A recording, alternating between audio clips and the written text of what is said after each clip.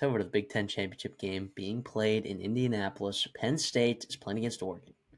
Okay, after a little bit of a thank you from Michigan over there, um, going to Columbus and beating Ohio State. Because of that, Penn State is now playing in the Big Ten championship. Oregon's undefeated this year, right? And I think people haven't really been paying attention to Oregon in recent weeks, but I it's not like been overly dominating. Like when you watch them play, you're like, okay, this is a really good football team. But is it the best football team in the country? I mean, probably because they haven't stumbled and they did beat Ohio State and they found ways to win. The Wisconsin game scares me a little bit, though. Right. That was a really good secondary that they're playing against. And that Ohio State secondary that they played was a Ohio State secondary that was not playing good football at that time.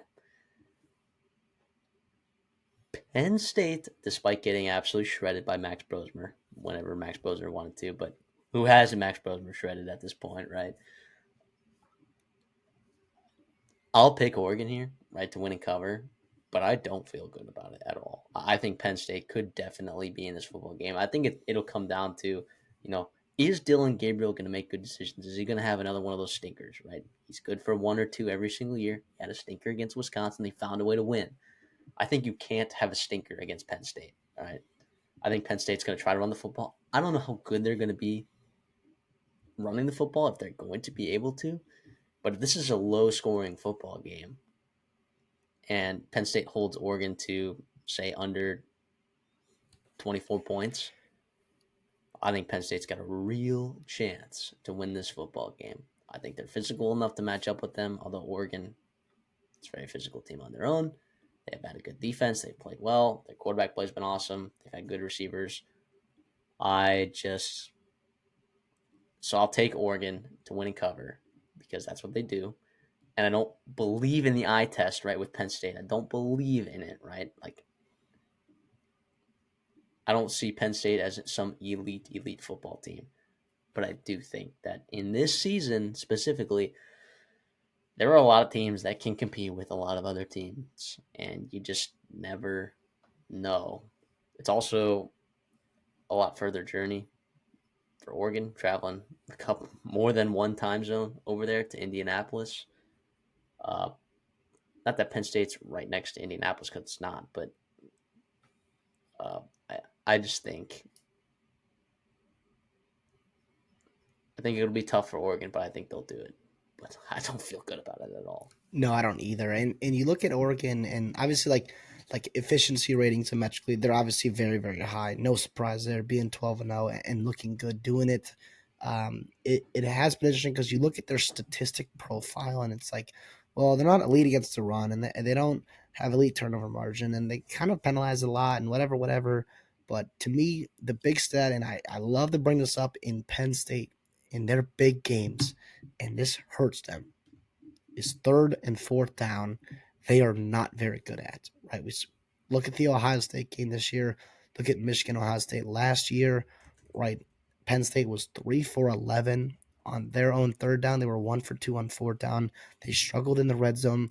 Like when the margins get small in big time plays, they have struggled. I get there's a lot of volatility there because it is just like one or two plays here and there that can make the difference. But repeatedly, we've seen these Penn State teams come up short because of that. We also saw Ohio State in that game earlier this year in the Happy Valley kind of moved the football. They had almost 100 more yards. They had, almost 50% from third down. And that's one thing Oregon does very well. They convert at the top in the Big Ten. They are 49.66%. Converting third downs and then getting off the field there at 31%. That's second in the Big Ten.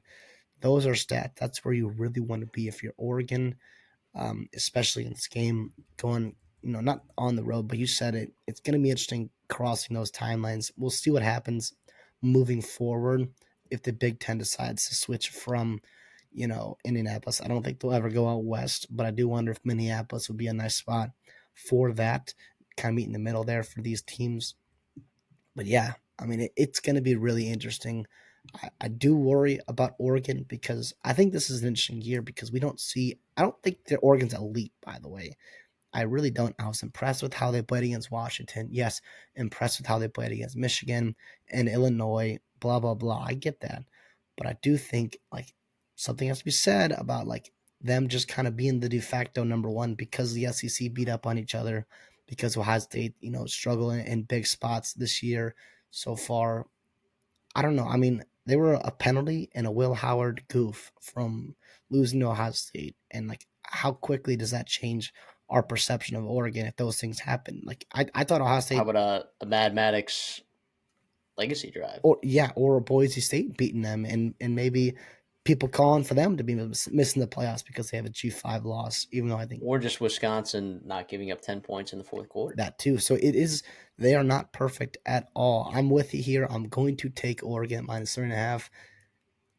When I first saw that line, I was all ready to jump on Oregon because I think Penn State is, extremely gettable.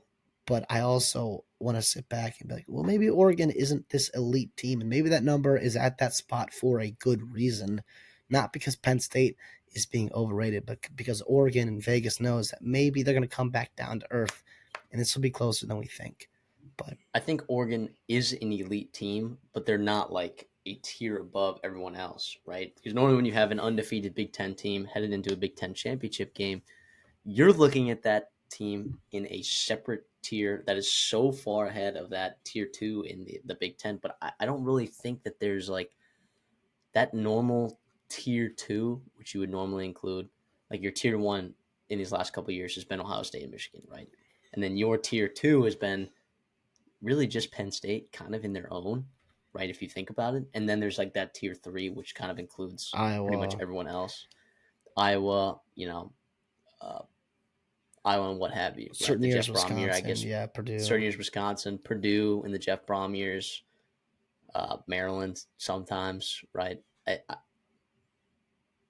I don't think that there's a that tier one includes Oregon, Ohio State, Penn State, um, and I think you could argue Indiana's in the bottom of that tier, or at least at the top of tier two. But I think that tier one is a little bit. It's more It crowded. includes, yeah, it's a little bit more crowded. So and it's not as far away from that tier two. You know what I'm saying? I do want to ask you here if you're Oregon or an Oregon fan, whatever it may be, you're probably glad you get Penn State instead of Ohio State. Yes, 100%. Yeah. 100%. I'm sure Oregon fans were cheering when Michigan as that clock expired. So it'd be interesting to see. I mean, Now, if you're I feel If like you're Penn State here, though, not that like you could have done nothing. Like let's say Ohio State won and they went on to play Oregon. Like you could have done nothing and just sat there and probably be the 6th seed, right? I do yeah, think because of the way it played out, like you're in line, depending what happens in the SEC there, you're in line for the number 1 seed or the number 5 seed.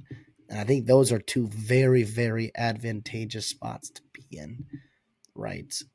Depending on how things shake out. But yeah, yeah, that five seed is looking like it's going to be a really nice spot to be in. But yeah, you're right. Oregon will either be the one of the five. which by the way, real quick, you could play Clemson, Arizona State, or Boise State.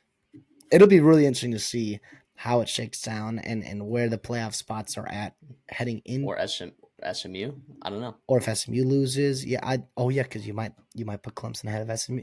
So much is gonna happen, man. It's gonna be awesome. I just South Carolina. Anyone? Anyone? listen real quick about that. I know this is the Big Ten, but I don't think you should put a precedent in that you got to honor the results on the field. Like, same reason why Ohio State, if they're in the same loss category as Penn State, I know like home field matters, and I know it was a close loss at Alabama, but I don't know. I really don't know. To me, I know you played them on the road, but you lost, and you should have won. And Alabama's not very good, right? Not great at all. So it's not like it's an unbelievable quality loss that we thought it was, maybe 6 months or a couple months ago. That's fair.